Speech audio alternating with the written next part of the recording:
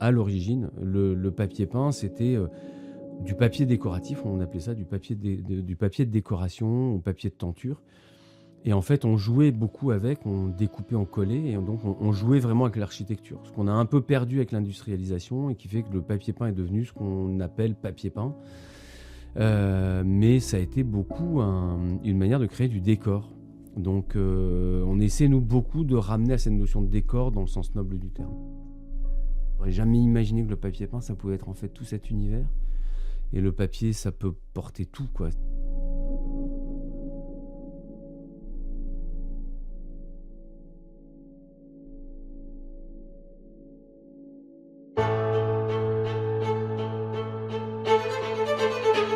Vous allez entendre l'histoire d'artisans d'excellence, découvrir des savoir-faire uniques, écouter la voix de la transmission.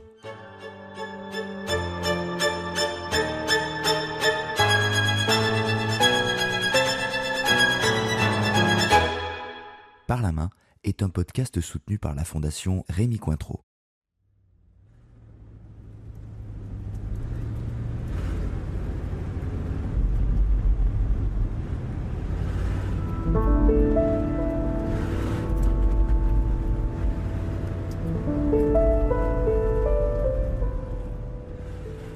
Au fond d'une impasse de la ville de Tours, si l'on suit l'écriteau atelier d'Ophar, on découvre celui de François-Xavier Richard, dominotier. Et c'est certainement par ce mot qu'il faut commencer, par lui en tout cas que vient souvent la première question: que signifie dominotier ? Eh bien, c'est un métier de conception et de fabrication de papier peint. On appelait domino les feuilles ornées qu'on trouvait notamment dans les livres, mais aussi dans les armoires pour doubler les coffres, les tiroirs, les cartons à chapeau. Puis évidemment, on l'a utilisé par extension pour tapisser les murs. Des mètres et des mètres de papier orné de motifs floraux courent ce jour-là sur les tables de l'atelier. Je suis ennoblisseur de papier. Ça veut dire qu'on transforme le papier de multiples manières. À la base, en imprimant à la planche. C'est vraiment de la peinture qu'on applique sur une planche et qu'on transpose sur le papier. Comme un tampon. C'est un tampon, ouais. Et du coup, c'était vraiment l'idée de prendre le papier. En fait, parce que je me suis rendu compte que c'était le papier qui était vraiment le sujet et que le papier est un vecteur de plein de choses et notamment est une manière de créer de l'imaginaire, etc. Même du coup avec le papier peint, parce que des gens souvent nous rapportaient chez mes grands-parents, dans la chambre, j'imaginais plein de trucs sur les murs, avec tous ces motifs qui se répétaient, etc. C'est un décor, c'est un théâtre. C'est un décor, souvent. voilà. C'est un lieu, c'est complètement ça. C'est un castelet, c'est un lieu de théâtre, c'est un théâtre d'ombre, voilà. Et c'est tout ça, moi, qui m'a finalement attiré, notamment parce que j'ai découvert que dès le 18e, enfin à l'origine, le papier peint, c'était du papier décoratif, on appelait ça du papier de décoration ou papier de tenture. Et en fait, on jouait beaucoup avec, on découpait, on collait, et donc on jouait vraiment avec l'architecture. Ce qu'on a un peu perdu avec l'industrialisation et qui fait que le papier peint est devenu ce qu'on appelle papier peint. Mais ça a été beaucoup une manière de créer du décor. Donc on essaie, nous, beaucoup de ramener à cette notion de décor dans le sens noble du terme.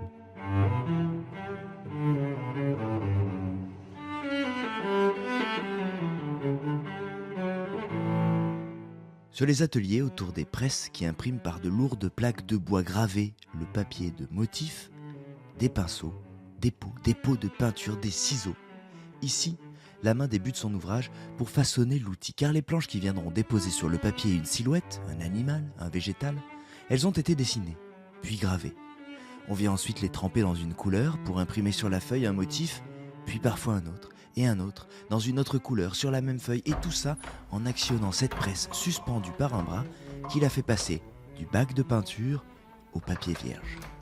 Et ainsi, sur des mètres et des mètres et des mètres qui courent comme ce savoir-faire depuis des centaines d'années, et que François-Xavier Richard fait vibrer chaque jour de son regard, de sa passion, et par la main.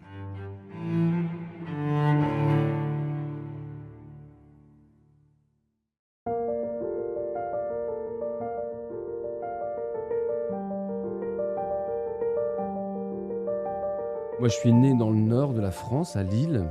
J'ai vécu une dizaine d'années dans le nord. Et puis mes parents ont déménagé dans le Gers, donc une espèce de grand écart hyper impressionnant pour un enfant d'une dizaine d'années, parce qu'on passe de cultures très différentes.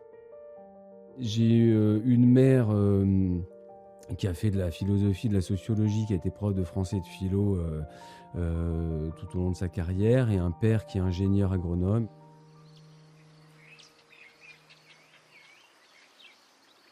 Il y a un truc, c'est que moi je pense que des choses naissent de l'ennui.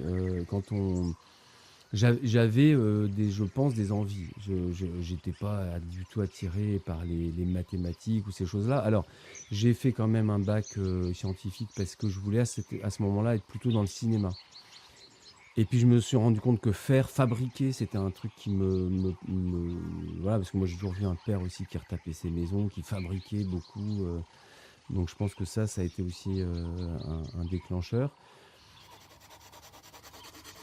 Et puis dans l'ennui, quand on est dans le Gers, qu'on est à des kilomètres de toute activité, en fait il faut apprendre à puiser en soi-même vraiment les ressources pour créer un monde, pour créer un univers, etc. Et ça devient une espèce de bouée de sauvetage.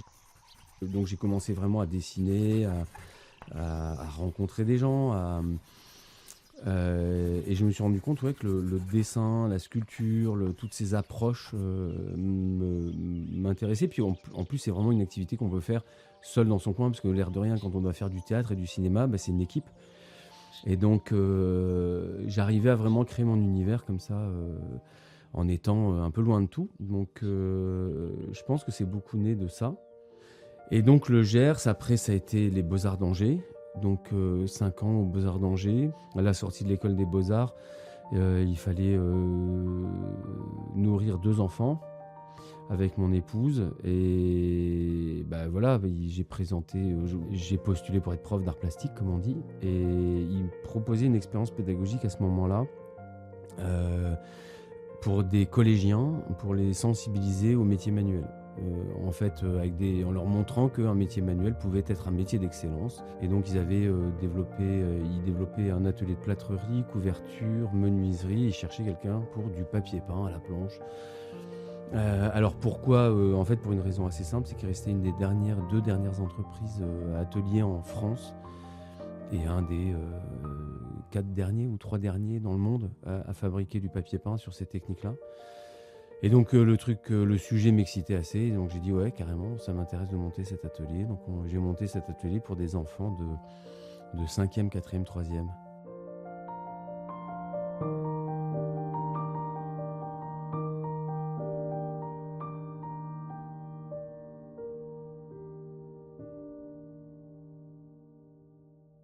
Et en fait, à l'issue de la première année d'enseignement, l'entreprise qui suivait le projet, qui s'appelait Moni, qui était donc une des 2 dernières entreprises de France qui travaillait sur l'impression à la planche, sur planche d'époque en bois, m'a demandé de la rejoindre parce qu'ils n'avaient pas d'héritier intéressé par le projet, etc. Et qu'il y avait un patrimoine. Et voilà. Mais j'y ai passé 6 mois et il était tellement en mauvaise posture financière que un jour il m'a convoqué, il m'a dit voilà, je vous la vends tant, et moi j'avais pas d'argent, j'avais 2 enfants, voilà. Donc j'ai monté cet atelier, j'ai passé 1 an à reprendre de l'enseignement un peu général en art plastique, le temps de monter mon projet. Et un jour dans le cadre des journées du patrimoine, où on m'avait demandé de faire une mission de démonstration et un peu d'explication sur ce qu'était le papier peint à la planche dans la maison de Georges Sand à Nohant. J'ai rencontré les restaurateurs qui bossaient sur le lieu, qui avaient encore quelques pièces à faire. Et quelques semaines après, ils m'ont contacté en me disant voyons ce que ça donne.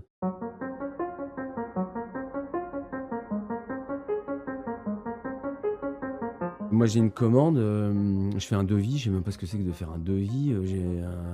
J'achète vite un ordinateur, je me démerde, je prends un bout de bois, je grave à la main un bout de bois, je vais voir des entreprises, je leur dis voilà, comment vous pouvez me faire ça en numérique, etc. Nanana, on discute, il faut ci, il faut ça, on se débrouille.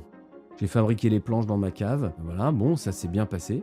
Quand il y a eu ce projet, je me suis dit je vais quand même monter une structure, une entreprise, parce que je peux pas faire ça n'importe comment. Donc dans le cadre de ce projet pour la maison de Georges Sand, j'ai créé l'atelier de phare. Et du coup, j'ai galéré pendant en fait 3-4 ans à Saumur. J'ai failli fermer plusieurs fois, m'arrêter, c'était galère. Le début, moi, je me suis pas payé. J'ai mis plusieurs mois. J'ai été longtemps au SMIC, un petit SMIC même. Et puis, on bosse beaucoup avec peu de résultats. Et il y a des moments, on a des grosses charrettes avec des résultats qui vont à peu près boucher les trous, mais tout juste, quoi.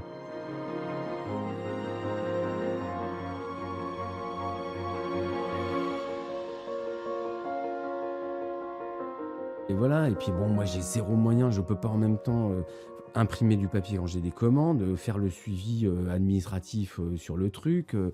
Et au moment où j'ai carrément mis en vente la boîte, où j'ai annoncé à 2-3 personnes que je voulais vendre la boîte, un chantier par exemple, arrive pour lequel on fait toute la maison, un gros chantier d'un décorateur parisien, et qui dit, moi je veux mettre des papiers partout, donc j'ai ça, vous êtes le seul à pouvoir les reconstituer, donc hop, vous me les faites.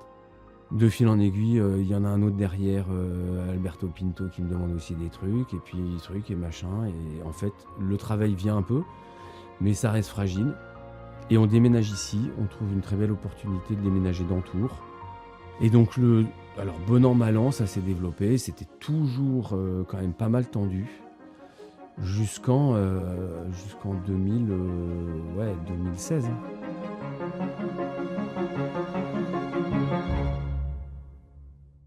J'étais un peu taré, parce que je prenais des chantiers, je disais oui, par principe, je disais oui, est-ce que vous savez faire ça? Ouais, je savais pas le faire. Mais je me disais, bon, on va trouver. Mais moi je prenais des trucs, puis des trucs, la première tontine, ce qu'on appelle la tontine, c'est un flocage, c'est de la poudre de soie ou de laine qu'on colle sur le papier. Ça, c'était une des premières techniques du papier peint, pour imiter les velours. Donc on a chopé comme ça, par exemple, le palais d'Ajuda à Lisbonne, et on a fait une reconstitution, je dois dire, sur un truc qui était complètement fou. On avait 2 timbres-poste pour faire une reconstitution et une aquarelle du 19e siècle. En fait, c'est le hasard total qui a fait que, alors que je faisais visiter le département des papiers peints, j'ai ouvert un tiroir et je reconnais ce qu'on appelle le contrefond, c'est un motif, un petit motif souvent en fond de papier et qui peut être souvent gaufré et donner un relief au papier. Et je reconnais ce contrefond. On prend sur l'aquarelle, coup de peau aussi, l'aquarelliste avait respecté l'échelle du motif et on a comparé et il avait respecté, c'est une volute, il avait respecté le sens de la volute, etc. dans son dessin de mec.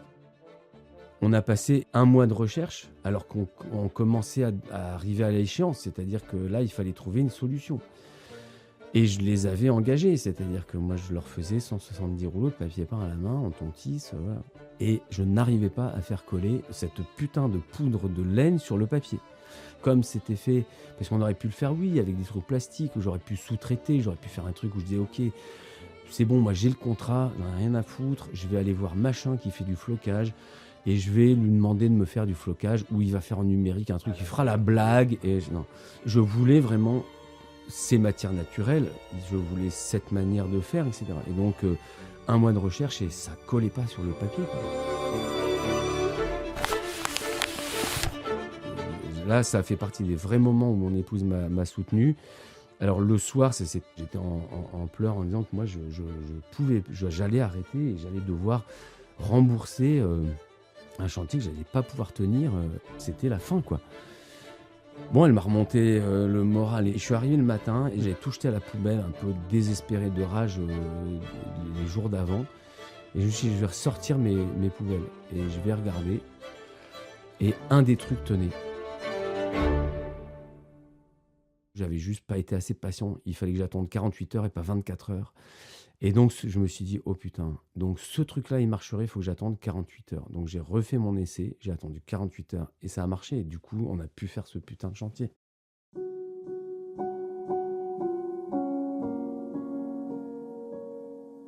On a réussi à faire une reconstitution, très sincèrement, qui est probablement une des plus fidèles qu'on ait faites.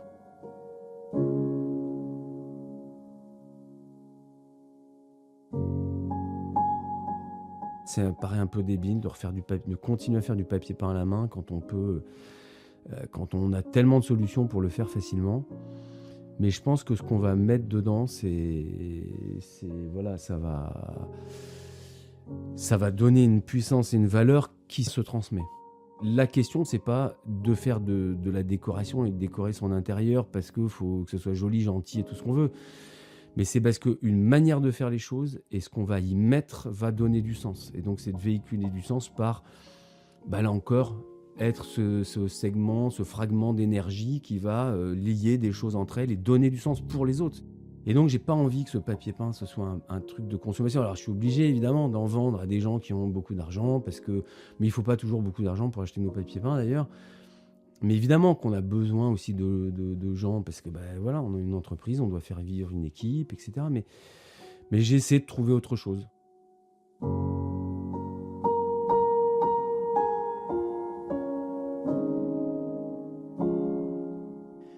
Transmettre un savoir-faire, des techniques, et finalement une vision qui vont presque à l'encontre de notre époque. À de multiples reprises dans sa carrière, François-Xavier Richard aurait pu prendre des raccourcis. Ne pas, comme on le dit, jouer dans les règles de l'art. Ça peut paraître absurde d'imprimer ainsi à la planche, découper ainsi à la main, chercher la matière naturelle qui donnera au papier son caractère. Ce sont autant de missions qu'on pourrait contourner. Seulement voilà, si l'on prend des raccourcis, si l'on substitue à la manière l'envie d'en finir, on passe à côté d'une des étapes les plus importantes qui soit dans la création. Celle qui consiste à charger de soi, de son envie de bien faire, de son amour, de tout son être, la matière que l'on travaille. Et les papiers qui sortent ainsi de l'atelier d'Auffard ont cette couche supplémentaire qui vient finir la couleur, leur aspect, qui vient en changer le toucher pour charmer notre regard.